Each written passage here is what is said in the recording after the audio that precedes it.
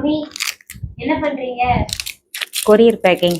இன்னைக்கு நம்ம பிசினஸ்க்கு ஒரு புது விஷயம் வந்திருக்கு. ஆமா, அது என்னன்னு பாத்தீங்கன்னா நம்ம வந்து ஸ்டிக்கர் போட்டாச்சு.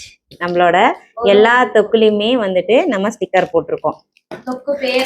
தொக்கு பேரோட சிக்கன் பிக்கிள்ஸ், பிரண்டை, தக்காளி என்னென்ன தொக்கு இருக்கோ எல்லாத்துக்குமே நம்ம வந்துட்டு இது ஸ்டிக்கர் போட்டாச்சு. இன்னைக்கு தான் வந்துச்சு. அந்த தம்பி கண்டிப்பாக இந்த வீடியோ பார்ப்போம். தங்கம் நல்லா இருக்கு தங்கம். நான் வந்து பாப்பா வந்தோடனே கூப்பிட்டுட்டு வந்துட்டேன். உங்ககிட்ட நான் எதுவும் சொல்லலை, எதுவும் நினச்சிக்காதீங்க. ஸோ நாங்கள் வந்துட்டு ஸ்டிக்கரை போட்டு தான் இப்போ பேக் பண்ணிட்டு இருக்கேன். இந்த நான் ப்ரௌன் டேப் இவ்வளோ நாளாக அடிக்காமல் நான் அப்படியே தான் வந்து உள்ளார சீல் பண்ணி பபுள் ரேப்பை சுற்றி தான் நான் போட்டுட்டு இருந்தேன்.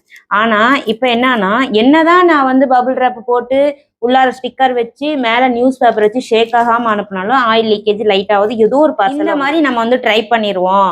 சரி இந்த மாதிரி பண்ணி பார்க்கலாம்னு சொல்லிட்டு நான் இந்த மாதிரி பார்த்துருக்கேன். நிறைய பேர் இந்த மாதிரி பண்ணியிருக்காங்க.